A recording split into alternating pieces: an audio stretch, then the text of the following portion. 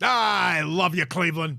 And I love you, Ohio. And a very pleasant welcome to this week's version of Bonus Time with Drennan here on the Big Play Sports Network. Hi, I'm Bruce Drennan along with Ryan Smith, my producer. It's great to have you aboard. Matt Fontana of the Matt Fontana Show here on the network will be joining us in segment 2. We'll be talking about an array of subjects as we approach the start of both the college and the professional football seasons. But first things first, for Ryan, how you doing this week? I'm doing wonderful, Bruce. It's always a good start to the week when you can take one against New York in the Bronx. Oh, baby. I'm not sure you can have a better start to the week than that. Absolutely. Program reminder before we dive into it.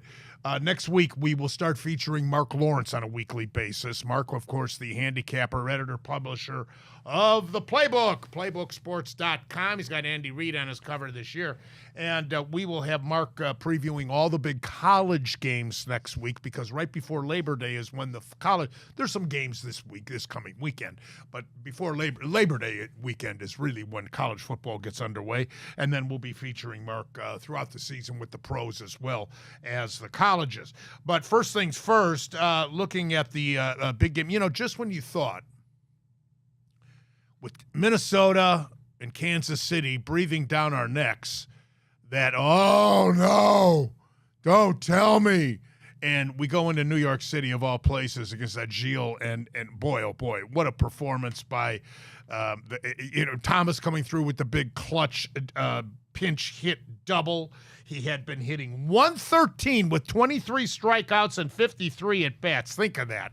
And he comes through in the clutch. And then, of course, the avalanche occurred after that. 20 runners, 20 left on base. That's the most since 2022, when a team left 20 runners on base in a 15-inning game. And guess who that was? Cleveland. It was against Minnesota in a game in which the Indians won. Matthew Boyd last night, 5 1/3 innings, 3 earned runs, 4 hits, 4 walks, 2 strikeouts. He did give up 2 home runs, 1 to Soto. But Sandlin, Gaddis, Smith, Clase, Heron, and Barlow combined for 6 2/3 innings of 1-run ball, 3-hit ball. Absolutely tremendous, proving once again we've got the best bullpen in baseball, Ryan. Yeah, Matthew Boyd, you mentioned, off to a pretty bad start there. Gave up the home run to Soto, then immediately gave up the home run to Judge. It didn't look good there, but then he settled in and he gave us a good 5 innings. That's what you really need from these guys. And then you mentioned the bullpen, again, looked absolutely tremendous. They've been keeping us afloat all season. We hope that continues into the playoffs. And then Clase, man, 2 innings of just absolute filth, untouchable. And it's just, I know we talk about Cy Young with Emmanuel Clase. It may be unlikely, but for especially us who cover the Guardians and we watch them daily, I mean, he's just doing something right now that is so special, that nobody else in the MLB is even close to doing. He's unhittable. And I remember when we got him from Texas and he said he wanted to be not only the closer, but the best closer in baseball. And he's achieved that goal. I mean, there's no ifs, ands, or buts about it. He's the best closer in all of Major League Baseball. So how do you feel going down the stretch? We've got Texas following this series against the Yanks at home for 4 against Kansas City. That'll be key. That starts on August 26th. Then home against Pittsburgh, at Kansas City for 3 more. So we've got 7 games left with KC. Then we are traveling to L.A. to play the Dodgers. We travel to Chicago to play the White Sox. We come home to play Tampa Bay. 4 against Minnesota. That's a key. Then at St. Louis, home to Cincinnati, and Houston to close out the season. What do you think? I think it's impossible not to feel good, right? I mean, that's kind of been the theme for this Guardians team this whole year. They've been playing tremendous baseball, and yes, there's been times where they've gotten into lulls. They've dropped games they certainly shouldn't have. At a 7-game streak at one point. Yeah, and at times the offense, sure, it has fluttered. But they seem to always come back and bring us back in by winning huge games. And there wasn't maybe one as big as this season as there was against the Yankees in the series opener, right? Yeah. If I was to tell you a couple months ago that Cleveland would be in this position, tied for the best record in the major leagues, leading the AL, you wouldn't think twice to be, oh my gosh, that is fantastic. And that's exactly where they are right now. And the Twins, yes, they're creeping up, but we knew the Twins were a good team. They're getting healthy and their guys are showing up. Now it's time to really buckle down and win the AL Central. I think it's impossible to say anything bad about this Guardians team right now. I want to get that home field, though. And right now we're at 73 and 52. Baltimore 74-53. In the National League, Philadelphia 73-52. And, of course, breathing down our necks are Minnesota and Kansas City. The Yankees are right there. They're only a half game behind Baltimore. So I do want to get that home field advantage for the American League playoffs and dare say if we're fortunate enough to get to the big dance against the National League rep, which would be no problem unless it's Philadelphia or the Dodgers. Those two teams are vying for the best record along with Cleveland. So I think that's important. But I feel good about them. But it's going to be a fascinating conclusion to the season, as Ryan said, and hopefully we can hold on and carry momentum into the playoffs because, as we've seen time and time again, especially since the playoffs have been expanded, it's the team that gets hot at the right time going into those playoffs.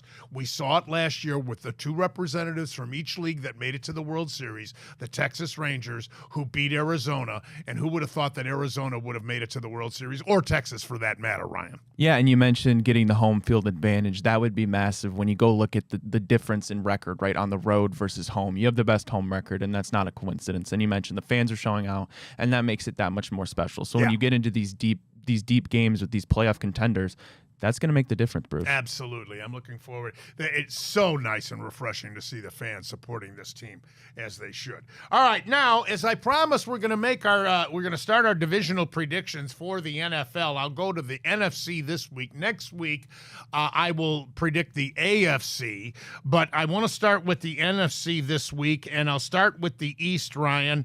I like Philadelphia to dethrone Dallas.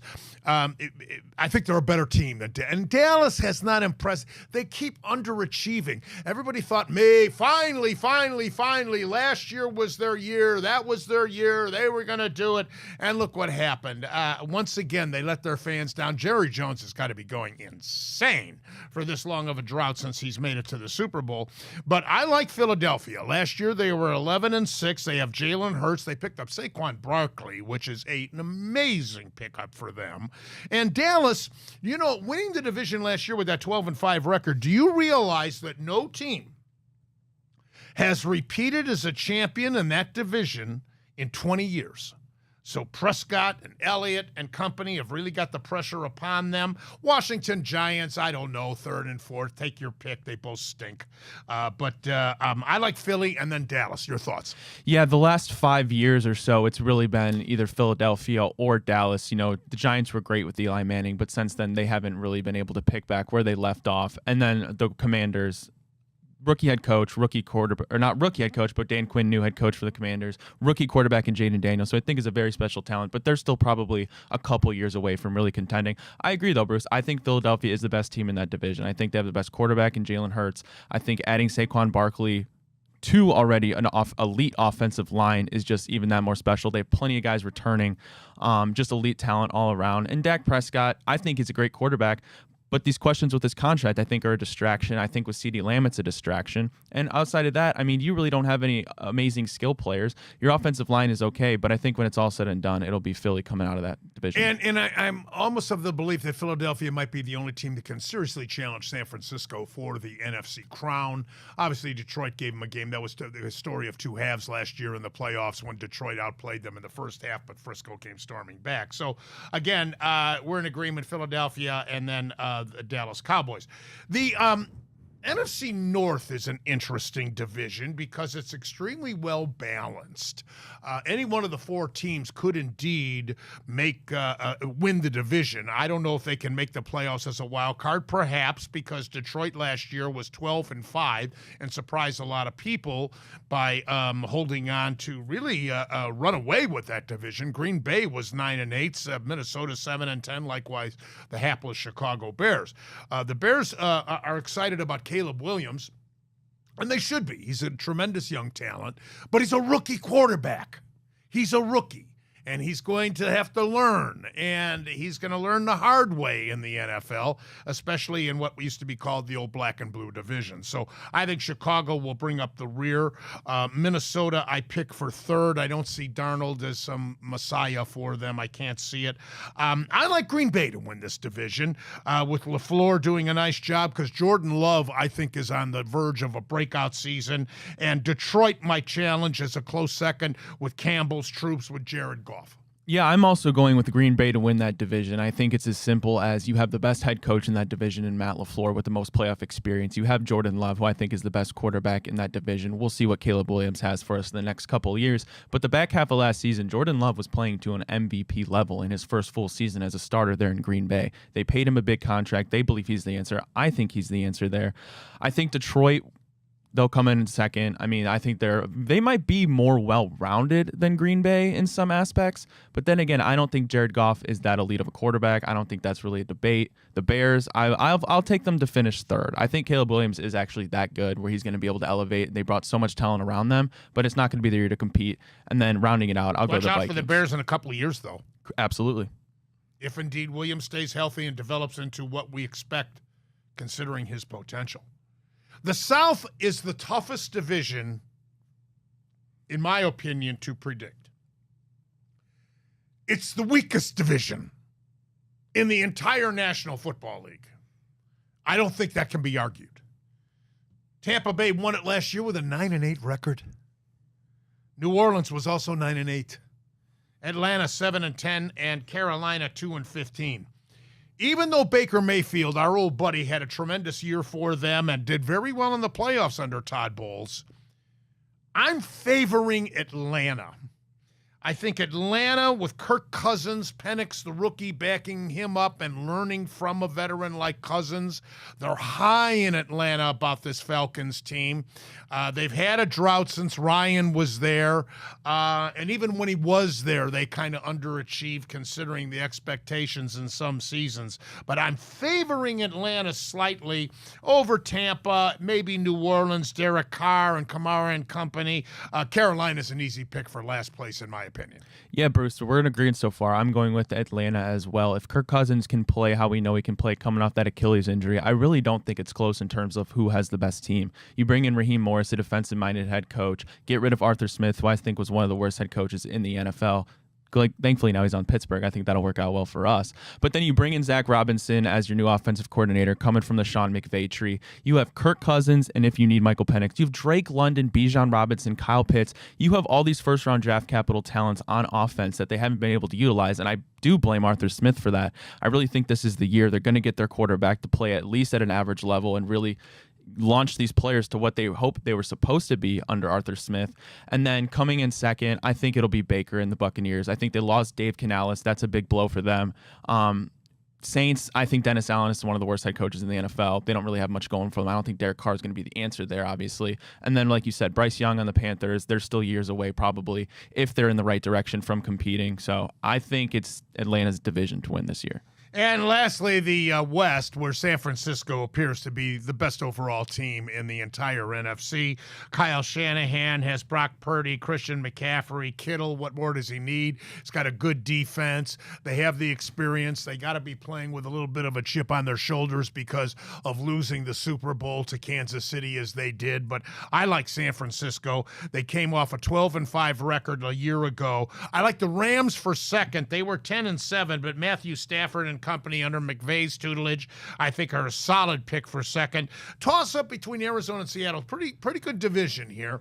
Arizona, of course, picked up Marvin Harrison, and to team him with Kyler Murray is going to be fun to watch. Obviously, that could, if their chemistry's there, that's going to be an interesting combo. And then, of course, you've got Seattle, who just brought in Sam Howell. They were 9-8 a year ago. Arizona, of course, would make the biggest leap because they're coming off 4-13. But clearly, San Francisco should easily win this division, in my opinion. It probably won't be easy for them because every NFL team seems to have their heights and their lows. But I do think San Francisco is the easy pick there. And whether the Rams make the playoffs or not is the question, but they certainly are a good team. Yeah, it's almost impossible not to pick San Francisco to come out of that division. And that's me coming from, I am such a big fan of the Rams. I think Sean McVay is an offensive genius. What he's been able to do these last couple years with injuries and still make the playoffs time after time again, I think it's really special. I mean, Cooper Kupp is just only 2 seasons removed from one of the best NFL seasons we've ever seen from a wide receiver. And now it seems as though they found a stud in Puka Nacua. I don't think they have the talent to compete with San Francisco as much as I'd like to. I still think they're a playoff team, so I'll have them coming in at second. And you're right when you say I'm not exactly sure how to look at Arizona and Seattle. I think Kyler Murray is still severely underrated. He had an injury that derailed him a bit, but I still think he's one of the most talented improvisers in the league. You add Marvin Harrison Jr., they're going to be a decent team, I think a lot better than last year at least. And then I have last the Seattle Seahawks. One of the hardest teams for me to read. You bring in Mike McDonald, one of the greatest young defensive minds in football right now, coming from the Ravens. You bring in Ryan Grubb, the offensive coordinator from Washington, who had 3 Washington receivers get drafted. Now he has DK, Jackson Smith, and Jigba and Tyler Lockett. Just their offensive line is so bad. I think it's probably the worst in the NFL. I don't know how to read them because I don't think Geno Smith is that good. No. But I don't know. I can't read them for the life of me. I can't read them for the life of me, so I'll slot them in at last. Yeah. And as much as I want to pick the Rams to win that division, I really, really do. I just can't do that. Yeah, you can't go against Frisco. All right, when we come back, Matt Fontana of the Matt Fontana Show here on the Big Play Sports Network will be joining us as we continue with Bonus Time with Drennan. Now here is the risk that Browns had to take with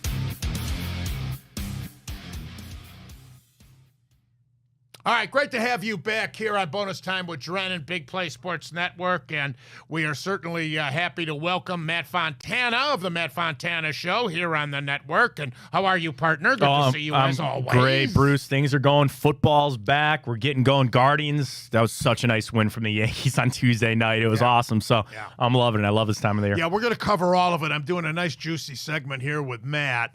But first things first, we're excited here at the network about the new app. It's great, Bruce. I was just showing you, and again, it's so simple. Right now, it is just right now for Apple users. It's in the stages of getting over to Google. We'll get it there soon. But you can go just download it. I always show people just on my screen right there. You just pull it up right there on your phone. Your show, Enter the Jungle, Bobby Carpenter, Josh Maria, the Williams Boys, Hanford, my show, Chico, like everybody is on there. And you go back, and I love it, Bruce, because it's so easy just to scroll through. You get the interface. You can get to write the shows that you want. It's free to download. If you download it, please give us a 5-star review on it. It's right now on Apple and then also Roku, so you can watch it on your TV. You can watch it on your smart TV, download it on your phone. We'll get to Google coming here pretty soon, but it's really awesome. And I just want to shout out Dave. He worked really hard on this for a long time to get it where it's at. So it's just a new way for people to see your show, my show, everybody's show. Yeah, and this has been in the works for quite a while, so I want to applaud the powers that be for getting it finally accomplished, and we're all excited about it here at the network. It gives you more access to view all of our programming here on the Big Play Sports Network. All right, now I said I got an array of topics to talk to Matt about. I want to start with the, is there anything new in Brook Park? Not, so we had Cuyahoga County come out and basically have sided with Cleveland, which makes a lot of sense. Obviously, they're really important to stay on that side. And Cuyahoga County, basically in their statement, Bruce said they don't think it's fiscally responsible to have the Browns leave the lakefront or leave the city of Cleveland. And they're looking at it from just the bars, the restaurants, the parking. And you I build totally all agree. that. I'm on record as totally agreeing with that. Go on. No, and I want them to stay downtown for a part of that, but also I want the Browns downtown. Like, it has sense. And I'm not anti-dome. I don't really care about the dome anymore. Is it? Let me stop you there. Yeah. Because we had Bob Cornyn on, Ryan, how long ago was that? A couple of months ago, I guess. And you may have seen that show. You can go back on the app and watch that show. Is what you can do. There you go. You can go back on the app and watch the show now. There you go. Perfect segue. But he's a developer and a designer architect. And he came up with a plan. He couldn't get to first base with Haslam, although he had some contacts with city council. And he says it is feasible to build a dome in the existing site, extending it out into the water a little bit. But apparently the powers that be don't agree, or they don't want to hear it, or it might be politics. I don't know. But we got to have a dome. That's for sure. Yeah, that is so far into motion. And I think that's where the Haslams, they see Brook Park as just that fresh start. And I understand a lot of people, Bruce, bring up, hey, if we redo that stadium in 10 years, we're going to have the same problem. Or, there's only so much you can do to redo that stadium. It's on the water, so it deteriorates faster with the wind and the rain and all that other kind of stuff, which I get. So my ultimate goal has always been, and it's unattainable, find me somewhere else downtown. There's that Cleveland black oxide plant south of the highway. There's the post office land. Like, there's so much. I'm so shocked that they couldn't find something else in Cleveland proper, so to speak, to put another domed stadium. Well, here's the other thing too, because I live in Strongsville, and I go by the old Ford plant all the time on 71, or if I'm going to the airport, and some of the guys in my golf league used to work at Ford. They're retired now. And I said to him, that property, is it feasible is there enough acreage where you can build a dome with sufficient parking? Right. And then the infrastructure around it to make another Crocker Park, if you will, because they really have to do that realistically, do they not, to make it work? Hotels, restaurants, stores, boutiques, etc. I mean, is there enough acreage? And when I got right down to the specifics with these guys that worked at Ford for decades, they said no. I believe it, because if you want, so again, when it comes back to the money, there's a lot of people that are talking that the Haslams would get almost a business loan up front. Here's the money for the capital, but you would then make that money back on your tenants, your apartments, your, like you said, shops, parking. That's going to take years. You put all that in, you need it busy in June. You need people in April going there to spend money, or it's just going to sit there just like the stadium is now. Right. My biggest thing is continue to be, Bruce. 71 and 480 are right there. Bruce, we went to the card show last month at the IX Center. It was a card show, and it was all the way backed up 237 just to get into the IX Center. Like, I don't think that solves a lot of your problems over there. Yeah. We go back and forth, but Cuyahoga County came out and they basically have sided with the city of Cleveland, said, we don't want you to leave. We'd like you to stay. So now we're back at this little impasse where, again, started with Haslams buying, all the way back, right? They buy that property in Brook Park. Then the city comes out with a statement. Then the Haslams come out with a statement. Then you get the renderings. Then you get another statement. And now you have the county coming in and basically saying, we're on the side of Cleveland in this. We don't want you to go. The other thing, and this probably better than I would being here forever, is that remember when they jutted the city of Cleveland out to take the airport? Because if you're driving, that's Brook Park, but it's technically Cleveland because they drew the line weird to be able to get the airport within the city of Cleveland. It was an international airport, absolutely. Yes. Right. So is there something maybe they could do that to try to get their money there? I don't know, and how much is Brook Park going to be able to pitch in? Then you have to go to the state. I just think of the businesses downtown and how, I agree with you. There's vacancies in these apartments and high-rises galore downtown.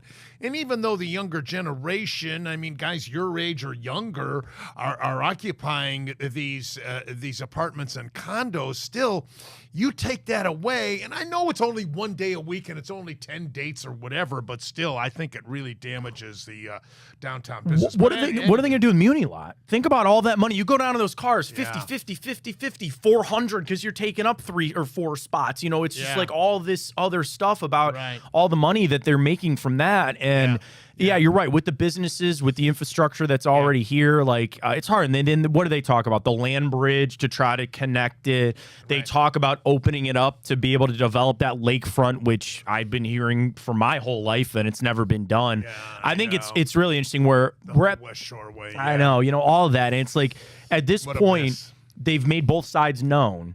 And now they're just going to sit here and come back again. And I hold out hope that it's going to be Cleveland, but I doubt it very much. Let's hope they don't screw it up like they have so many times before, and hope they can get something accomplished. The corrupt politicians, I've told you this before, in Chicago, there's nobody more corrupt, but at least they get things done. Yeah. And here, the corrupt politicians don't get things done. At Shoreway should have been developed decades ago. Mm-hmm. It's amazing. Jimmy Swingles is rolling over in his grave. Former great restaurant owner here in Cleveland, upscale. All right, the Browns themselves. Your thoughts as we approach the beginning of the season, injuries and such. How we looking? I think question for me is if Watson plays on Saturday, because we thought it was going that way. Then Kevin Stefanski said yesterday, well, we haven't quite made that decision yet. I expect him to be out there. I want him to be out there. Do you? Yeah, Bruce, Why? I got to see him. Like, I think it's more about him feeling pass rush and him feeling like real pressure. And you say, well, he did that in the joint practices. I go, yeah, but they weren't hitting him. Like, he knew he wasn't going to get hit. So it's different. So I want to see him out there for, I would like a quarter. I've said that, Matt, I don't think we should have any preseason games. Oh, I'm totally against. You get enough with these joint scrimmages with other teams and your own practices. These guys are pros. Now, maybe if you got a rookie like Caleb Williams or somebody, all right, there's something to be said about that. But I don't see the merit in putting these starters out there to risk injury in a meaningless game when the only function for those games is determine who's going to make the ultimate roster as a third or fourth stringer, for God's sakes. Now, it's not, I'm dreaming because this is never going to happen, although there used to be 6 preseason. Right. So there's a little bit of help. But I'm dreaming because it's all about this. Mm-hmm. They charge you the same amount of money for a meaningless preseason game to watch guys that are not even going to be on the field during the regular season or on the practice squad. The same amount of money as they do the regular season games. So I'm dreaming. And we all have season ticket holder friends that what do? How many people, Bruce, I text from people going, you want these tickets? You want to go? You're outside selling. Can't give them away. The old Mike Polk joke. You're selling for 2 menthol cigarettes and a can of beer, outside of the stadium. We've even had some runs here in Cleveland where they can't give away the regular season Well, tickets. that's very true Jackson, as well. Here's my idea for they love me. They love me. They jumped in the lake over that. But that was worse than Romeo saying, well, we're trying as hard as we can. Who was it? Was it Butch or was it Mangini? I think it was Mangini that, like, Jamal Lewis. It had, because it had Butch. I don't remember. Somebody ran for like 300 yards. And the coach goes, well, yeah, but if you just took away 3 of those runs, it wasn't all that bad. And they go, yeah, he ran for 60, 70-yard touchdowns on those. But if you just take those away, it wasn't so bad. Butch Davis. No, I don't know who was worse. I got to say Belichick was worse, but Boyd Davis. I know. Well, you had to second. deal with He Belichick. Was a close second. Well, and obviously we both know Riz real well, and you were in there with Tony Grossi and Jim Donovan and all the people that were in there covering it. And they said, like, Bill was Bill, but he wasn't quite Bill just yet. But you got, like, the semblance of kind of how he handled himself when he was here. He was a real jerk. Yeah. But Davis was really bad too. Yeah. Getting back to the specifics of the team, obviously we're approaching the start of the regular season. Chubb, week 3? So we were talking about it because ESPN came out and they did their projections for football players for fantasy. Their projection was 10 games, 727 yards, and 5 touchdowns for Nick Chubb. And we asked the question on our show, would you take that? 10 games of Chubb, a little over 700 yards, and 5 touchdowns. And I think most people would sign up for that. Jack Duffin, capologist for OBR, he does contracts. He's really great. And he did a deep dive on our show about Nick Chubb's contract. So he signed this incentive-laden contract to get that money back. Remember, everybody was concerned about Chubb getting his money. Right. But Jack brought up a great point. Why would Chubb and his representation sign an incentive-laden contract if they didn't think he'd be back pretty quick in the regular season? Because he'd be costing himself money if he thinks he's going to be out for 6 games or however many. So I think it obviously will be important to see if he is put on the PUP and miss those 4 games. What maybe could happen is they don't put him on there because then you're forced and they say, okay, he's not going to play week 1, but he might play week 3. But at that point, then you'd go, well, we just need the roster spot. We'll sit him out the 4 games. So that's my only intrigue there. I just think it's crazy that we're having this discussion that Nick Chubb might be back before Jedrick Wills. Before even Jack Conklin. And there's real push that Conklin might start. Are you concerned about the offensive line? I am to a point. Like, you have 4 of your guys locked. You know the guards. You know it's Posick. And DeJuan Jones is going to be your starting right tackle. Like, Bruce, I put bottom dollar on that. He is your starting right tackle. There are people in that building that feel like he's actually their best offensive tackle on the team. So he's going to start. Then you have this pool of Wills. Do you move Conklin over to left? Do you kick Bitonio out to left, which is now back in the conversation pool after last week? And I would say this. If I got 4 of my 5 spots pretty solid, I can't be concerned. Well, this is the deepest roster the Browns have had in a long, long time. There's no question about it, which is a good thing, especially because every team sustains injuries, as the Browns are experiencing, like every other NFL team. So to me, that's not an excuse. It comes down to depth chart, which is the front office compiling a roster that's good enough to withstand injuries that are inevitably going to occur. I just looking forward to the season. I mean, I keep looking. I did my in the first segment, Matt. I did my NFC predictions. Okay, yeah. And the NFC is inferior to the AFC as 100%. far as balance of power. Yeah. I mean, it's really quite obvious because so that makes the job for the Browns. The obstacles are much more monumental. I mean, not only are we in the toughest division in the NFL, and everybody's going to beat up on everybody else, and you could feasibly, very realistically, have 3 teams from the AFC North make the playoffs. But you still have to go through Kansas City. I think LA is going to be very much improved with Harbaugh and Herbert. Then you've got Buffalo, Miami. Is Rodgers going to do anything with the Jets? I don't know. The South, isn't this a very, very, very important year for Trevor Lawrence and Jacksonville? You can no longer say he's a rookie. You can no longer say that he's still a young quarterback. He's been with that franchise. That franchise has been in the playoffs. They've underachieved a little bit, you might think, if you're a Jaguars fan. Then you've got Indianapolis, who's supposed to be improved. Tennessee's got a new coach. Houston was the team that was the surprise of the NFL, especially in the AFC last year. The obstacles are monumental compared to being in the NFC. So we did a breakdown where they went through all the divisions in football, and they applied a metric to it from the Football Power Index. Read into that what you want. But they gave the AFC North a score of 8.5. The next closest division was under 4. Like, that's how wide that gap was. And then the next team was like a 3-point something and 2 points. So the gap, even just on the AFC North to the rest of the AFC, but then even all the other NFC conferences, was massive. And yeah, this is the only division in football. So in my opinion, I guess maybe the NFC West if you believe in Arizona, but I believe this is the only division in football that all 4 teams think they're going to be in the playoffs. Yeah. And they all have a legit reason to be in the playoffs. And then you talk about outside of the division games, the strength of schedule. And you're right, of just these pool of teams. If you want to go Jacksonville, Indianapolis, the Jets, the Dolphins, the Browns, the Bengals, Bruce, 2 of those teams aren't making the playoffs. Right. Just there's no way. That's an intriguing point you made. All 4 teams think they're going to be in the playoffs. I would think that the teams in the NFC North feel that way too. Especially Chicago, as I pointed out. Yeah. But here's the difference. If you pit those 4 teams from the NFC North to the AFC North teams are just better. They're better rosters. They're better teams. They're going to have better records if they played in I'm totally convinced of that. Although those 4, that's a balanced division, which I talked about in my predictions. Nothing ever came of this Ayuk thing. The rumors with San Francisco, or thank God, no, with Pittsburgh. Well, yeah, it sounds like he's going back there. Like, was this just a giant play to try to get his money? So he's still there, but then CeeDee Lamb, there's down in Dallas, he's supposedly working towards a deal. They still don't have Jamar Chase signed in Cincinnati.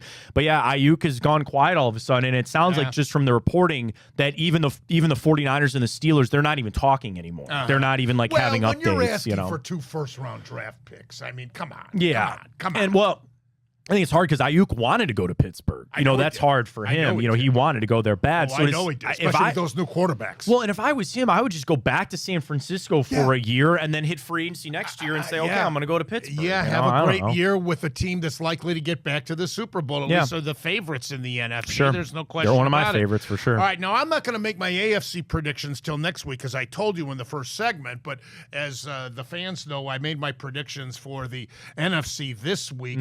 I went with Philadelphia, followed by Dallas, Matt. And, if you will get into trends, no team has repeated as the champion in that division in 20 years. I know. I saw that stat. It's crazy, isn't that? So, but it's not just that. Yeah. It's not just that.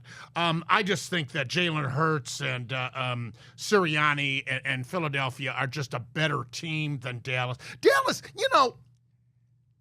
Prescott And they have been a big underachieving team. If I'm Mike Jerry McCarthy, Jones, that's Mike I'm McCarthy peeved to off. me. Oh yeah, I'm that's peeved yeah, off. yeah. No, I mean, they keep calling it America's team, which I don't really buy into Right. anymore. Back when I was Matt's age or younger, yes, but not now. No.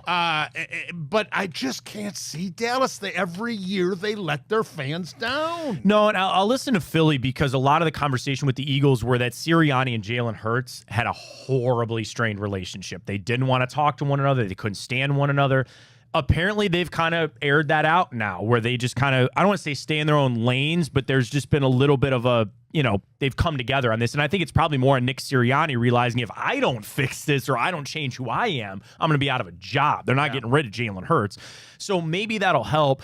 The other scary thing about Philly, of their entire starting 11, only 2 of their players on the starting offensive side of the football are not signed for at least the next 2 years. So they're not going anywhere. So I think there's a little bit of that. I listen with Dallas where people say, oh, this CD stuff's not a distraction. I think it is. I think the Dak Prescott thing is a distraction. Micah Parsons is probably sitting there going, man, am I going to have to fight for my contract? And I'll just come back to, I think Mike McCarthy sucks. I don't think he's very good at all. So I just... How about Barkley? Everybody's looking at it and they're saying, like, if you could pick, like, when Christian McCaffrey went to the 49ers, everybody goes, man, that is, like, perfect.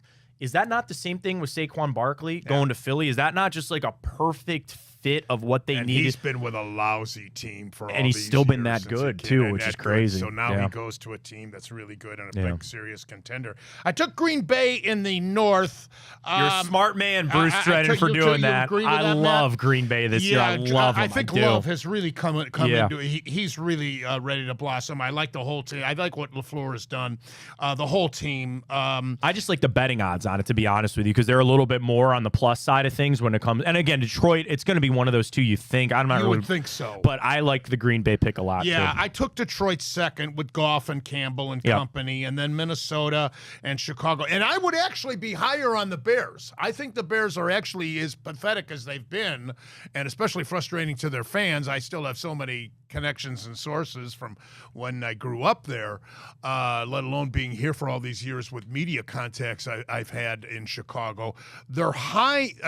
They've made strides, but Williams is still a rookie. Yeah. And rookies, I can't put my money on a rookie to win the division. So I got Green Bay, Detroit, Minnesota, Chicago in that order. I like it. And again, with Chicago, like Matt Eberflus still seems to kind of maybe be like a lame duck coach. Like, I think they really want to have success with Caleb Williams and then move on to like another coach after this year. So that's got to be really hard.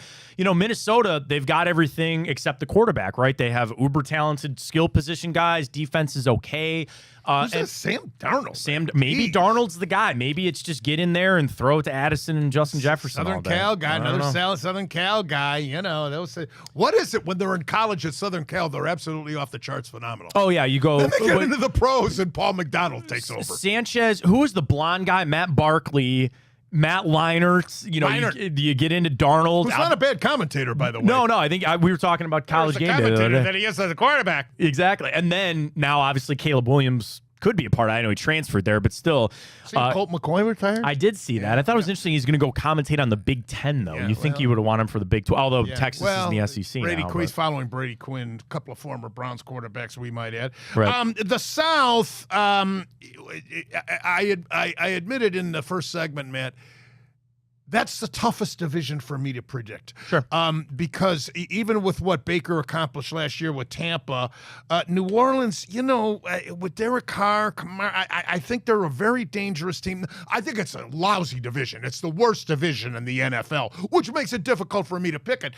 As I said, it's got to be Tampa Bay, New Orleans, or Atlanta. And I know they're very high in Atlanta since they got Cousins backed up by Penix, the kid who will groom. Yeah. But the only team that has no chance, in my opinion, is Carolina. Yeah, obviously I'm not a Bryce Young fan down there either. New Orleans is kind of in this just kind of intermediate. Like, I don't feel like they're ever good enough. Like, I don't think Dennis Allen is good at all as head coach. Derek Carr's fine. And I'm with you. I think there's a lot of pressure on Baker now that he got the semi-deal. It was only a couple 3 years. Like, I think he wants to get paid again. They bring back Mike Evans. I think it's harder to do. Falcons, they're all in. Right? They changed the coach, which going to a defensive-minded coach is fine. but you're putting a lot on Kirk Cousins to utilize the weapons there. I'm with you. I would say probably either one Falcons or Bucks, and I'd probably win I think Falcons. the enthusiasm in Atlanta is sky high with the Falcons because the Braves have had injuries. Acuna got injured, and they're not as high on the Braves this year. Oh, watch them. They'll get hot in the playoffs and run away with it or something. That does happen in baseball. And finally, the West. How do you not go with Shanahan and the Niners, Brock Purdy and Christian McCaffrey and Kittle and company? I've got the Rams second with Stafford I like that, under McVay's tutelage, and then take your pick between Arizona and Seattle. Although I see where Seattle got this Howell. Who will challenge Geno Smith. Yeah, and sounds like Geno battling injury or something's going on up there in Seattle. And the same thing, DK Metcalf, Jackson Smith and Jigba, Tyler Lockett is still there. You look at that defensively, I think one of the better cornerback duos in football with Reek Woolen and Devin Witherspoon. I can't tell. I can't get a vibe on Seattle. And then Arizona, it's just, it's all Kyler Murray. I like Marvin Harrison, but again, that's a team, Bruce. I could see them going 11-6. I could see them going 4-13. I can't. Like, those are two teams that I try to really the chemistry prod. with Harrison and Murray's going to be interesting. Yeah, that will. They're going to win some games. Yeah. But how good is our defense is the question. Well, let's switch over to the Guardians, where just when you thought, oh no, here comes Minnesota and even Kansas City's in the mix. They go into New York City after being swept by the Milwaukee Brewers, who, by the way, are a sleeper team in the National Very League. good, yeah. And then they win this extra inning slugfest, as it turns out, with the 6-run rally. I still think they're fine. I loved the acquisitions of Boyd and Cobb and Tom, who's really struggled until last night. Yeah. No, and I think it's, that was a win to get me back, obviously back in, but also, Lane Thomas getting a hit. You're like, all right, I feel really good about him maybe coming back, Jimenez, and it was just uncharacteristic. When have we ever seen Jose Ramirez strike out 3 times in a game and look kind of lost there a little bit? Yeah. Quan, I His know name's not Noel. Yeah, get Quan 3 walks, which is nice, but the hits still aren't coming there, all that. So I mean, down to 213, 313. It's tough, and I think with the Guardians too, like I wanted to see them kind of act like this is a playoff series a little bit because you might run into the Yankees, right? And they obviously had the pitching. They should have had the matchups in all 3 of these games, and you got after Luis Gill and got him out of that game quick, which was great. Yeah. My biggest thing about them is just the confidence that they have.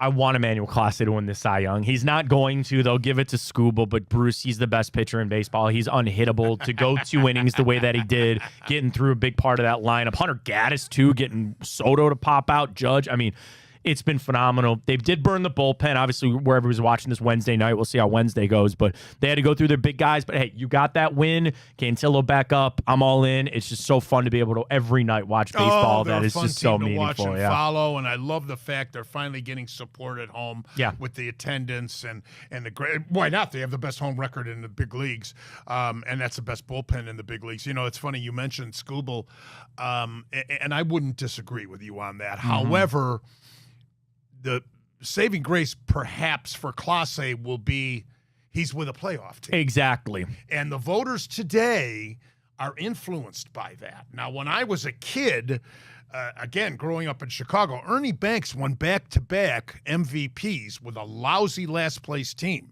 You'll never see that again. Right. Murphy of Atlanta won 2 MVPs. At that time, the Braves were a lousy team. But now that the mentality of the voters is such that you got to be on a contending team, which I don't necessarily agree with, but it works in Class A's favor. I think it does too, and especially when it's not something that you have somebody running away. Now, again, he leads baseball in ERA, but then he leads just the AL in strikeouts. He leads it in ERA plus. He leads it in strikeout rate, all that other kind of stuff, the advanced metrics in the WAR, and he's got a comfortable lead on the WAR. But I would say that, and especially who else? Okay, Seth Lugo is on a good team. I don't know if the Royals are going to make it. Right. Logan Gilbert with the Mariners might make it, might not. Yeah. You're talking about a team that is contending for the best record in baseball, certainly the AL, and he's untouchable. Like, again, he's going to win that relief award for the second time in his career. That's no question. Right.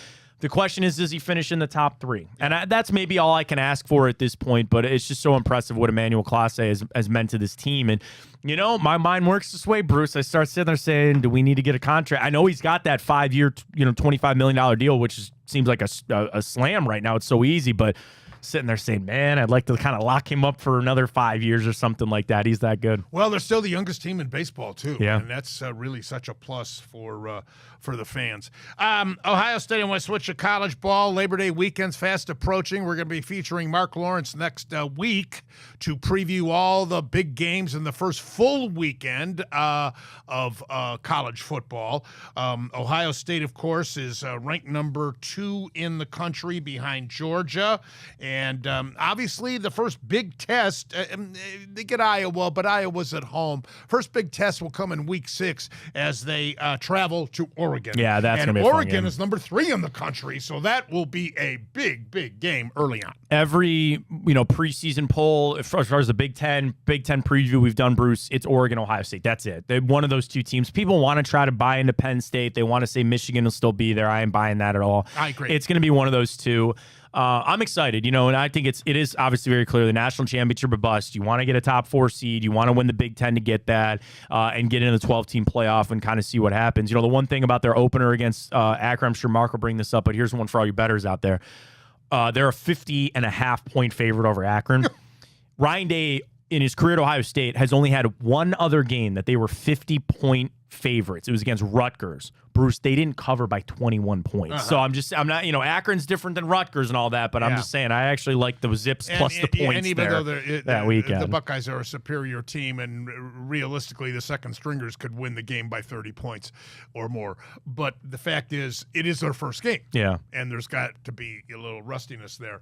I find it interesting, though, with still some chatter down in Columbus from sources I have down there. Oh, well, this is it for Ryan Day. He's got to beat Michigan this year. Again, I don't buy that at all. Yeah. If they lose to Michigan and they still get in the 12-team playoff and they make it to the championship, even if they don't win it, how do you fire him? Oh, I'm more of championships over beating Michigan, and I hate Michigan, but I want to win national championships. And I do think this offseason, it's actually created more pressure because you brought in all these transfers. Like, you've got this super team built. And NIL is just... it's ruined everything. Did you see this Oklahoma State thing? They're putting decals on the back of their helmets for people to take their phones and scan it on the TV to try to donate money to their NIL. It's the stupidest thing I've ever seen in my life. It's absolutely insane. Saban said in front of Congress, he said, I used to go into families' living rooms, talk about morals, scruples, values to develop a young man into a man. And said, now I walk in, it's part of the reason I'm getting out. How much money do I get? Yep, that's it. That's it. But yeah, I just can't see Day being on the hot seat if he does really well. And I'm with you anyway. I think the odds are. I don't anticipate Michigan to be nearly as good. And who knows? There may be more coming out with the scandal with them. I don't know. I certainly think though that Georgia's going to have to really want to prove something, because nobody can convince me that they weren't one of the best 4 teams in the country a year ago just because they lost the championship game to Alabama. Nobody can convince me that Georgia was not one of the top 4 teams and they didn't get into the playoff. No, I agree. I think they're on a path. I certainly think Ohio State is on one. I think Oregon is still going to make it. I really think there's going to be 3 Big Ten teams. I do think Penn State is going to slide in, maybe 8, 9, somewhere in there. They'll make it. I'm interested to watch Texas again this year. Yes. I'm interested to watch, even Alabama. Yes. I know they had a lot of players leave, but then you're seeing some of these other Texas schools. Got a brutal schedule, though. They do, and they play at Michigan, home. Well, their Red River rivalry with Oklahoma. They host Georgia. And then they host Florida, and they're at A&M, and A&M's a sleeper team. Right. And you're seeing some of these, like Missouri is top 15. Like, you're starting to see this influx of some of these other schools that you haven't really thought of for a couple of years, and it just changes so much with the 12 teams now, and it's going to be a lot of fun. That's revitalized that Texas A&M, that revived the old Southwest Conference. Yeah. And Big 12 since then. But that'll be, I agree with you about Texas. That's an interesting team. And LSU, too, with Kelly. Yeah, they should be right. They should be a team that doesn't miss either. And, again, you divide it up, and I know it's what they want. They want 3 guaranteed out of the Big 10. They want 3 guaranteed out of the SEC. They want 3 out of the Big 12.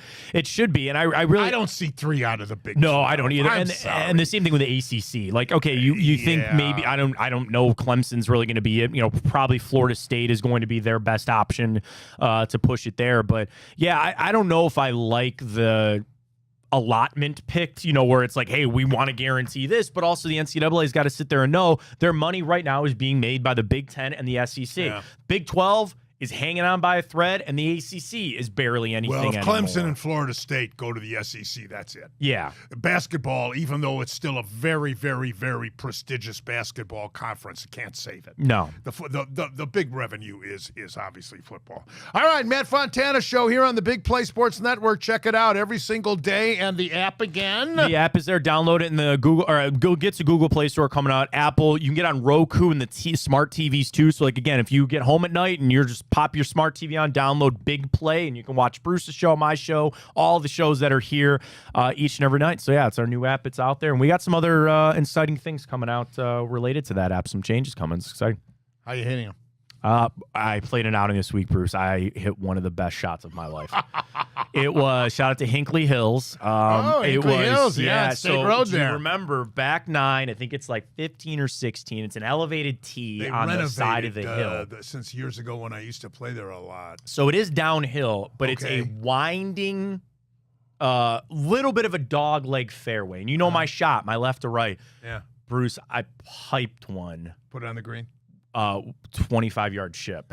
It was in a scramble. We made our birdie on that. It was one of the best shots. I do hit it a mile. That one, that's the one shot that brings you back, that always gets it.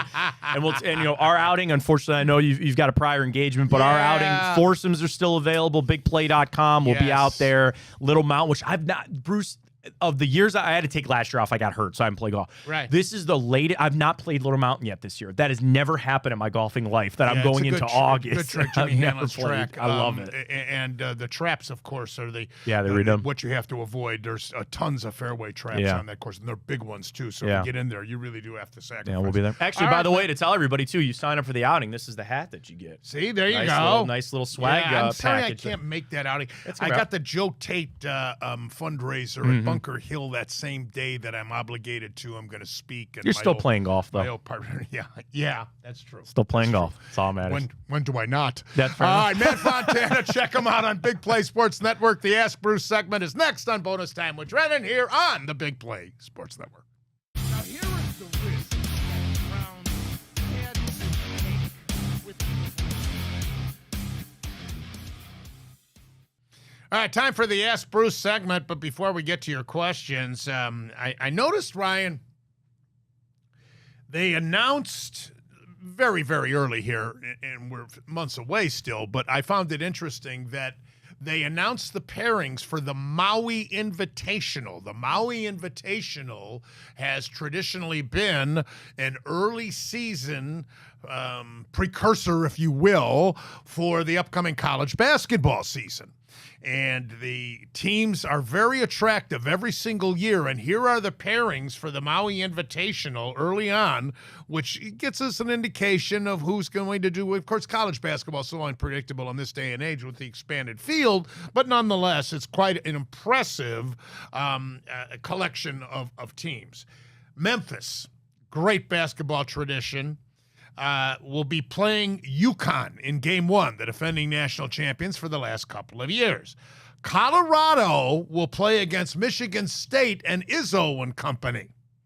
Auburn, considered a real power this coming season in the Southeastern Conference, will play Iowa State. They've come a long way.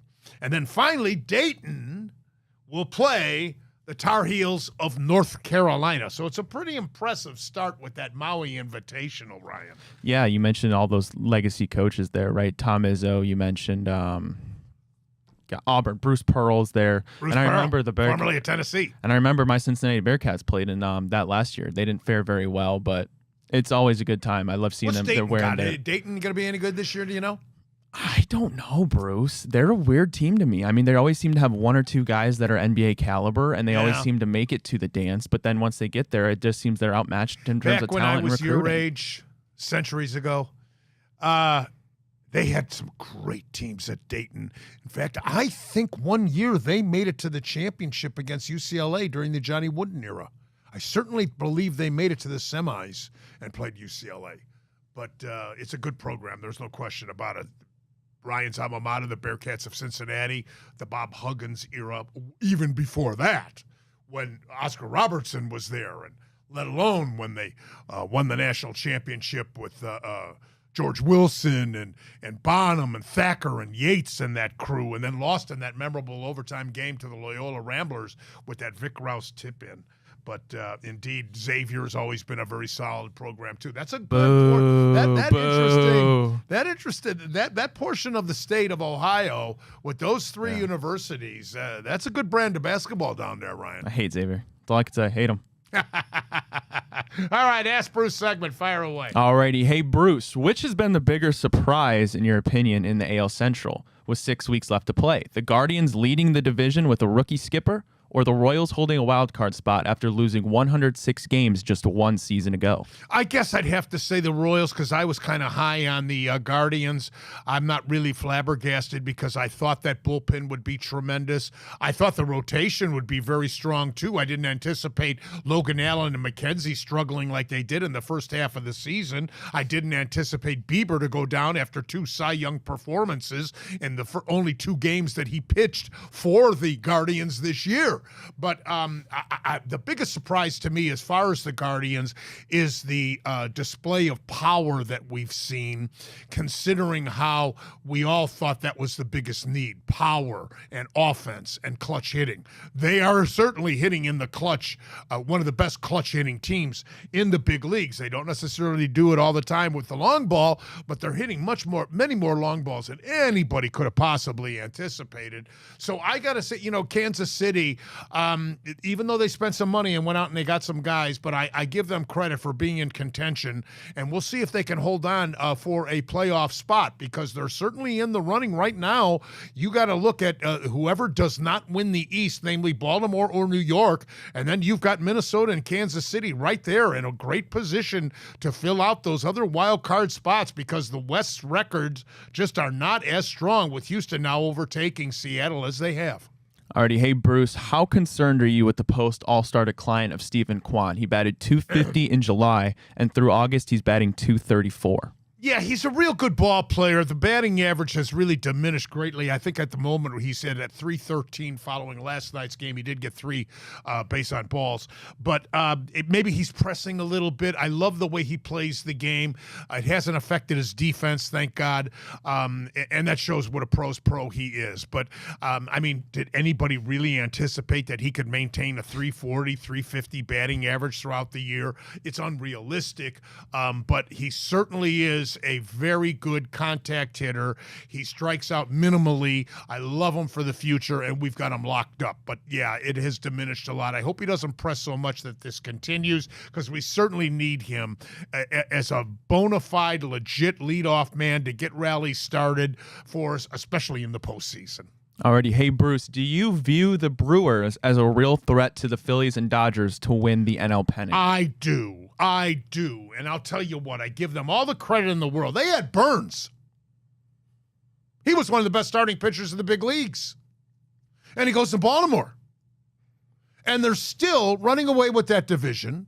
Now they've got a very impressive record, for God's sakes. And they're going to get, some home games. And I really think that the Dodgers and the Braves have sustained a lot of injuries this year. I see Ronaldo Lopez just returned. He had 10 strikeouts in his game last night, but he's been hurt. Fried has been off and on. He's been on the IL a couple of times this year. Obviously, they lost Strider at the beginning of the season. That was devastating for them, just like us losing Bieber. But, yeah, I think that the Brewers, and think of all the years when Craig Counsell was a manager.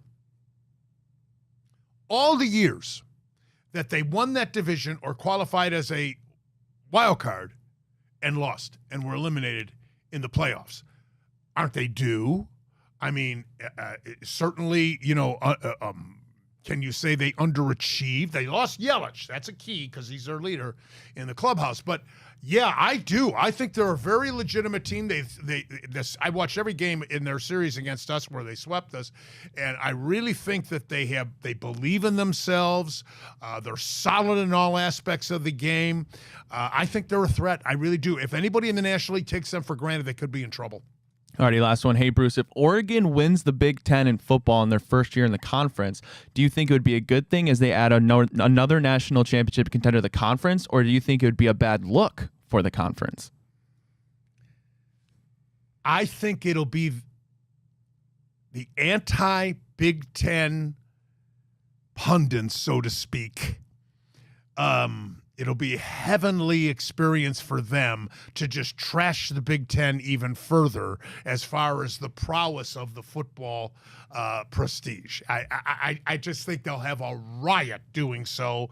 The Big Ten has been much maligned over the years by these so-called experts.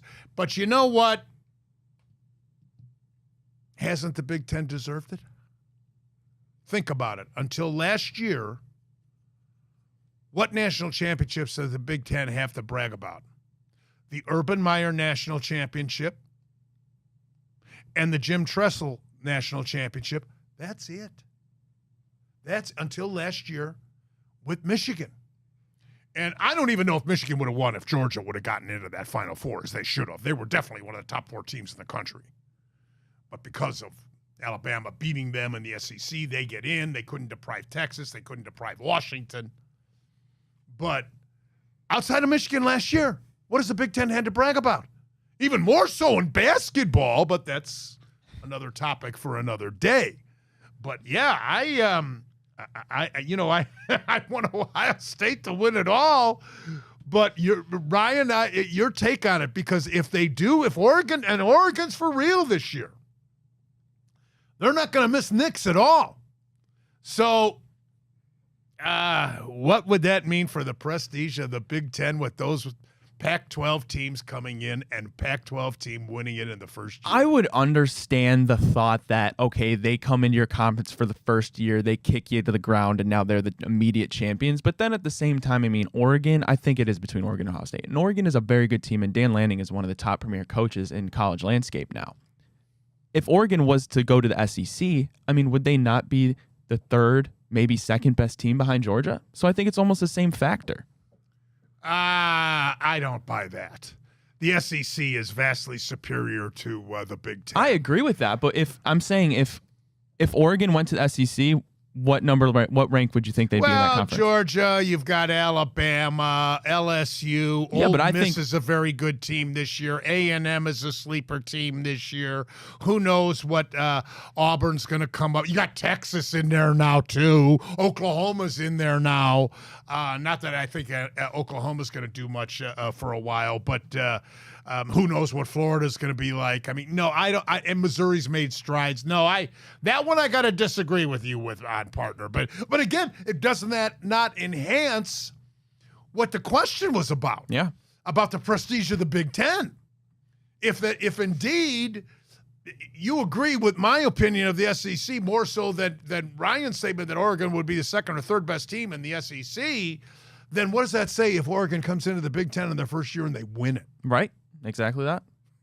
That's all the time we have for this week's version of Bonus Time with Drennan here on the Big Play Sports Network.